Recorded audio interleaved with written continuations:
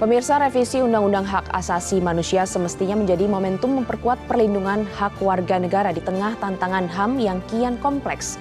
Namun alih-alih berfokus pada penguatan substansi perlindungan HAM, perdebatan yang muncul justru mengarah pada kesan perebutan kewenangan antara Kementerian HAM dan Komnas HAM. Ketika energi habis untuk memperdebatkan batas kekuasaan, pertanyaannya apakah hak-hak warga negara masih menjadi prioritas utama? Inilah editorial Media Indonesia edisi Rabu 3 Juni 2026 dengan tema Bukan Ajang Berebut Wewenang. Bersama saya Glorinata, pemirsa Anda juga bisa berpartisipasi dan berinteraksi melalui telepon interaktif di nomor 021 583 99 100. Dan pagi ini telah hadir bersama saya anggota Dewan Redaksi Media Group Suryo Pratomo. Selamat pagi, Mas Tommy. Pagi, Glory. Ya, Mas Tommy, judul editorial Media Indonesia hari ini menggunakan judul yang cukup tajam, Bukan Ajang Berebut Wewenang. Sebenarnya apa pesan utama yang ingin disampaikan kepada publik? Ya, undang-undang mengenai perlindungan HAM ini memang sudah 27 tahun. Memang waktunya untuk dilakukan revisi. Apalagi kalau kita melihat tantangan yang kita hadapi sekarang, Glory, ini semakin kompleks. Khususnya bagaimana perlindungan warga terhadap misalnya di era digital sekarang ini. Tapi yang menarik adalah bukan substansi yang kemudian ramai untuk dibicarakan. Bagaimana perlindungan itu bisa dijalankan dengan baik.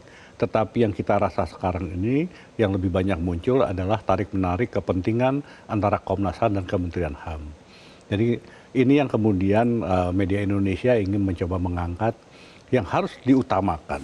Sebetulnya kan apa tujuan kita melakukan atau merevisi undang-undang perlindungan HAM ini adalah untuk bagaimana membuat masyarakat lebih terlindungi. Sekali lagi di era yang semakin terbuka dan di era yang semakin keras seperti sekarang ini. Dan begitu banyak kasus yang terjadi di antara kita. Betapa kemudian perlindungan terhadap hak asasi manusia, terhadap anak, perempuan, juga pada banyak warga itu semakin lama semakin mengancam. Nah, ini perlu ada perlindungan. Nah, di tengah situasi seperti itu kita lupa pada substansi bahwa perlindungan warga itu yang lebih utama dalam pembuatan undang-undang, bukan kewenangannya. Karena itu menarik sekali bahwa memang ini RU-nya sedang dalam kajian, baru dilakukan uji publik, dan sekarang terjadi perdebatan. Mudah-mudahan perdebatan itu akhirnya mengarah kepada bagaimana perlindungan itu bisa dijalankan dengan baik, dan kemudian pembagian wewenang. Saya kira tadi menarik yang disampaikan Wakil Ketua DPR, pimpinan Komisi DPR mengatakan bahwa dua lembaga antara Kementerian HAM dan Komnas HAM itu sebetulnya harusnya saling melengkapi. Kementerian HAM bertugas untuk membuat kebijakan dan mengimplementasikan, Komnas HAM tugasnya adalah melakukan pengawasan. Fungsi pengawasan. Ini yang menurut saya kalau itu bisa dijalankan itu sangat baik dan sangat ideal. Karena itu Media Indonesia ingin juga menekankan pentingnya kolaborasi, pentingnya kemudian sinergi. Dan yang lebih utama sekali lagi, tujuan dari pembuatan undang-undang, revisi undang-undang ini adalah memberikan perlindungan yang lebih baik kepada warga. Tapi kalau bisa dilihat dari draft itu sendiri, ada apakah bisa dikatakan ada kesalahan fundamental begitu? Saya kira karena namanya draft ya, saya kira masih terbuka untuk dapat masukan. Kita tidak bisa melakukan judgement bahwa ini ada kesalahan fundamental atau tidak. Tapi yang lebih utama, tujuan dari revisi ini adalah bagaimana perlindungan khususnya di era digital sekarang ini. Jadi substansinya sudah benar, tetapi kemudian yang rame itu bukan pada substansi sebetulnya. Kembali lagi kepada kewenangan. Misalnya Komnas HAM merasa ada 21 pasal yang membatasi kewenangan dari Komnas HAM. Nah, yang menarik adalah Menteri HAM sekarang kan sebetulnya mantan Komnas HAM. Seharusnya komunikasi di antara mereka bisa lebih cair.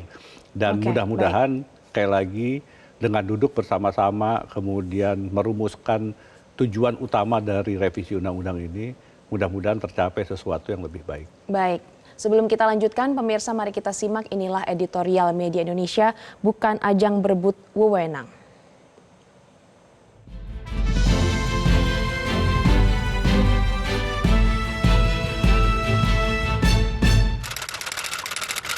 Bukan ajang berebut wewenang.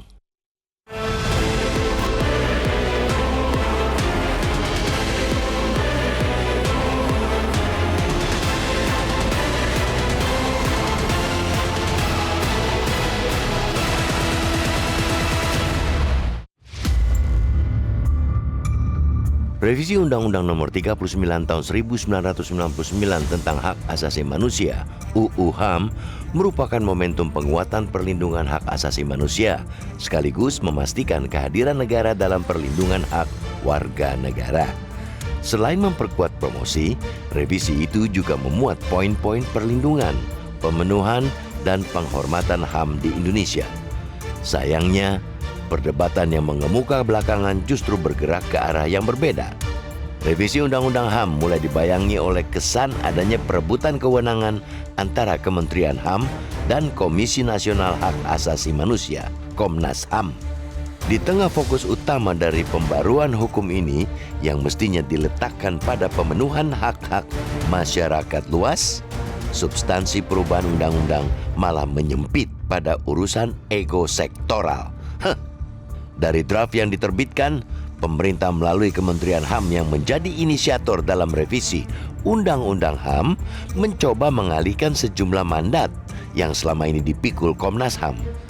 Komnas HAM tentu bereaksi atas terbitnya draft tersebut dengan menyebut revisi Undang-Undang HAM berpotensi menjadi puncak dari upaya sistematis untuk mengerdilkan dan mendelegitimasi lembaga yang lahir sebagai mandat reformasi tersebut. Salah satu yang menjadi sorotan ialah ketentuan yang mengharuskan hasil kajian Komnas HAM disampaikan kepada kementerian untuk memastikan kebijakan berperspektif HAM. Di atas kertas, mekanisme ini mungkin terlihat sebagai bentuk koordinasi. Akan tetapi, jika tidak dirancang secara hati-hati, aturan tersebut dapat menggeser posisi Komnas HAM dari lembaga pengawas independen menjadi bagian dari rantai birokrasi pemerintah yang justru menjadi objek pengawasannya. Logikanya sederhana, pengawas yang efektif harus memiliki jarak yang cukup dari pihak yang diawasi. Ketika jarak itu dipersempit melalui mekanisme administratif yang berlebihan, independensi pengawasan berpotensi terkikis.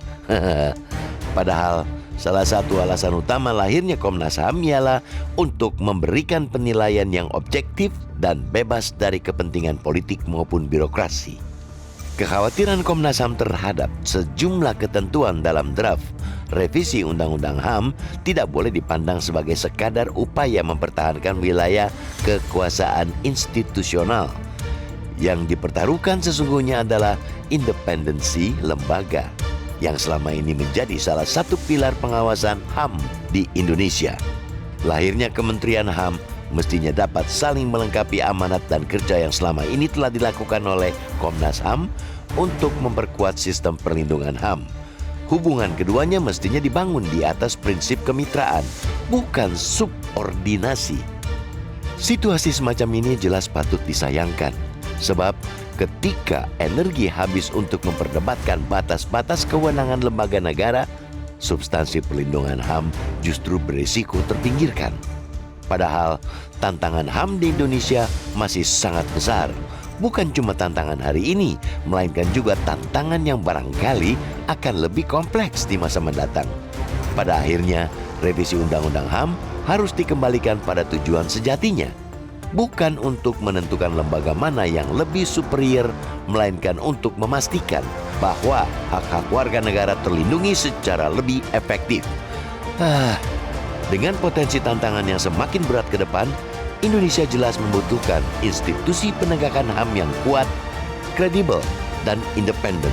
Bukan institusi yang malah sibuk berebut wewenang.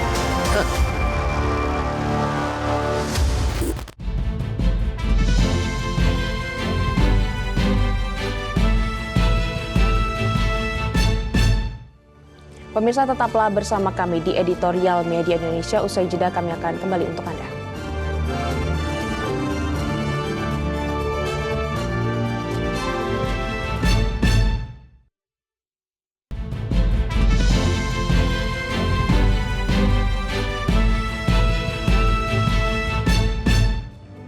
Pemirsa, Anda kembali bersama kami di Editorial Media Indonesia dan pagi ini sudah hadir bersama kami seorang penelpon bernama Ibu Glory dari Cirebon, Jawa Barat. Selamat pagi Ibu Glory. Selamat pagi Mbak Glory Nata dan Bung Suryo Pratomo. Assalamualaikum warahmatullahi wabarakatuh, Metro. Waalaikumsalam. Waalaikumsalam. Ya, silakan Ibu diutarakan pendapatnya. Ya, saya masyarakat awam ini tentang hukum ya, apalagi hak asasi manusia, tapi kami selalu merasakan hak asasi manusia ini dengan adanya ini jadi menghapuskan hak kami, hak asasi manusia untuk memberikan kebebasan informasi. Jadi dengan adanya ini ya, data yang ingin dihapuskan bukan sejarah yang ingin dihapuskan, itu tidak bisa, sulit sekali. Jadi beralih ke mekanisme tata kelola data, bukan mengetengahkan hak asasi manusia untuk memberikan kebebasan informasi. Begitu Mbak Glory, Bu Suryo, terima kasih. Baik, terima kasih Ibu Glory atas pendapat Anda. Ya, Mas Tommy, itu lagi-lagi masyarakat senang ya dengan adanya revisi Undang-Undang HAM ini untuk menegakkan atau memberikan kebebasan informasi. Ya sebetulnya kembali lagi, setiap manusia itu kan di dalam Undang-Undang Dasar 45, dalam konstitusi kita kan Indonesia itu menganut penghargaan yang tertinggi pada manusia. Karena itu pasal 2 kemanusiaan yang adil dan beradab. Ya kan? Dan yang lebih penting lagi sebetulnya dalam setiap warga ya berdasar konstitusi itu mempunyai hak untuk mendapatkan keamanan, rasa aman. Hak ekonomi untuk bisa mendapatkan pekerjaan, hak untuk mendapatkan pendidikan yang baik. Nah, kita merasakan banyak hal yang kita lihat sekarang ini, Glory. Misalnya soal keamanan, kasusnya Andre, ya kan? Itu kan menunjukkan bahwa ketidakamanan itu kita rasakan. Begal-begal, itu kan di mana kemudian cara memperbaikinya? Bagaimana pemerintah melakukan upaya untuk menjamin keamanan untuk bagi warga. Soal pendidikan, apakah semua orang anak-anak Indonesia berdasarkan konstitusi diwajibkan untuk wajib belajar sampai SMA? Apakah semua sudah punya hak untuk dapat pendidikan? Soal lapangan pekerjaan. Nah, ini hal-hal yang kita lihat, Glory. Bayangkan ada sekitar 9 juta orang Indonesia. Karena negara belum sanggup untuk menyediakan lapangan pekerjaan, mereka harus bekerja di luar. Pengalaman saya di Singapura ada sekitar 160.000 pekerja migran Indonesia bekerja di Singapura. Bagaimana negara hadir untuk memberikan perlindungan pada mereka? Hal-hal seperti ini menjadi sangat penting. Sekali lagi, era sekarang ini, era keterbukaan, era digital, semakin complicated lagi. Bagaimana hak asasi kita warga terhadap misalnya privacy. Ini kan juga harus ada perlindungannya. Karena itu sekali lagi revisi itu menjadi sangat penting. Yang menjadi persoalan sekali lagi adalah bagaimana mengimplementasikan, tujuan besarnya apa. Sekali lagi tujuan besarnya adalah untuk melakukan perlindungan hak asasi manusia dalam segala aspeknya. Nah, kemudian siapa yang melakukannya? Nah, ini perdebatan ini sekarang sedang terjadi. Di mana kewenangan dari Kementerian HAM, di mana kewenangan dari Komnas HAM. Memang sekali lagi kementerian baru datang ke belakangan, Glory, ya kan. Komnas HAM sudah hadir setelah kita melakukan reformasi 1998. Ini yang saya kira menemukan titik paling ideal dari keberadaan dua institusi negara, ya. Ini kan dibentuk oleh negara dan anggota-anggota Komnas HAM itu juga mendapatkan dilantik oleh presiden dan ditunjuk oleh presiden. Jadi saya kira Menteri dan Komnas HAM itu adalah dua lembaga yang sama-sama dibentuk dan untuk kepentingan negara dan bagaimana sekarang mereka saling mampu melakukan sinergi tanpa ada kecurigaan. Nah, tapi Mas Tommy, dalam draft revisi yang beredar ini kan Kementerian HAM sebagai inisiator ini kan memiliki kewajiban untuk Komnas HAM memiliki kewajiban untuk menyetor hasil kajiannya kepada Kementerian HAM. Nah, apakah ini bisa dikategorikan sebagai bentuk subordinasi? Saya kira yang kembali lagi ada kekhawatiran kewenangan yang tadi disampaikan oleh Wakil Ketua Komisi DPR, Komisi 3 DPR itu bahwa tugas dari Komnas HAM itu lebih pada pengawasan. Pengawasan itu adalah apa yang dilihat tanpa harus ada disortir terlebih dahulu. Jadi harus seperti apa adanya berdasarkan fakta yang ada di lapangan, diberikan masukan kepada Kementerian HAM. Nah, yang dikhawatirkan sekali lagi sekarang yang disampaikan oleh Glory adalah kewenangan itu direduksi. Kewenangan pengawasan itu direduksi. Sehingga setiap laporan harus disampaikan dulu kepada kementerian untuk mendapatkan persetujuan. Karena itu teman-teman Komnas HAM mempertanyakan, kalau kemudian fungsinya seperti itu, lalu untuk apa Komnas HAM itu hadir? Dan kalau Komnas HAM tidak ada, lalu siapa yang melakukan pengawasan terhadap praktek perlindungan pada warga ini? Ini hal-hal yang sekali lagi, karena faktanya di lapangan begitu banyak, masih banyak pelanggaran yang terjadi kepada warga itu. Baik, Mas Tommy, kita harus jeda terlebih dahulu. Pemirsa, tetaplah bersama kami.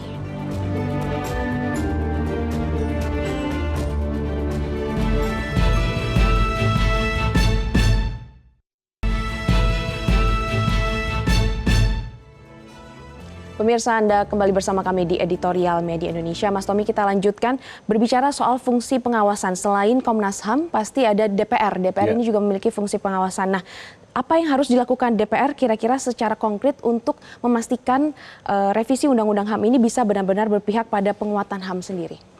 Proses revisi ini kan memang ada tahapannya.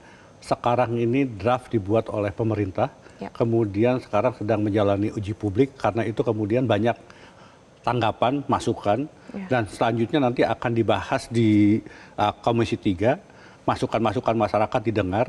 Setelah itu DPR akan bertemu dengan pemerintah untuk mencapai sebuah kesepakatan isi dari revisi undang-undang yang akan ditetapkan mulai berlaku sejak tahun 2026 ini ke depan.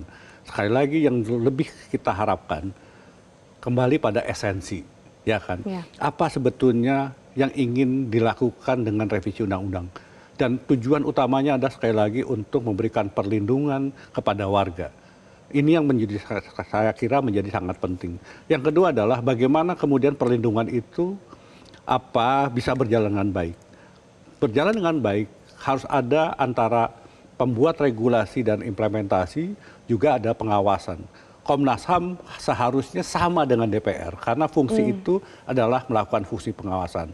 Karena itu kita berharap sekali lagi proses ini akan terus berjalan. DPR akan menjadi wasit, khususnya ketika terjadi tarik-menarik antara kepentingan Kementerian HAM dan kemudian antara Komnas HAM. Dan mudah-mudahan sekali lagi tercapai hal yang paling ideal ya untuk bisa kemudian kita jalankan.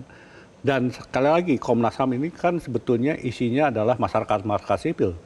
Yang selama ini betul-betul mewakili kepentingan masyarakat.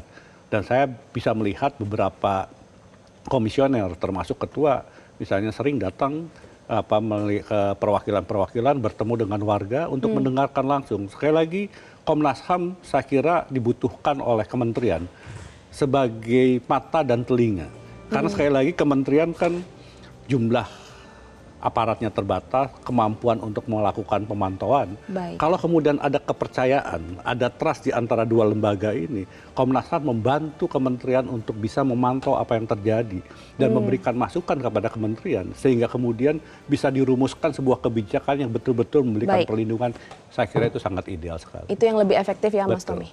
Baik pemirsa, pada akhirnya revisi Undang-Undang HAM harus dikembalikan pada tujuan sejatinya, yaitu memastikan negara hadir dalam melindungi hak-hak warga secara lebih kuat dan efektif. Indonesia membutuhkan lembaga penegakan HAM yang kuat, kredibel dan juga independen, bukan institusi yang terjebak dalam persaingan dan juga kewenangan. Sebab itu perlindungan hak asasi manusia tidak boleh menjadi ajang perebutan kuasa, melainkan komitmen bersama untuk menjaga martabat warga negara. Demikianlah Editorial Media Indonesia untuk hari ini. Saya Glory pamit undur diri. Terima kasih dan sampai jumpa.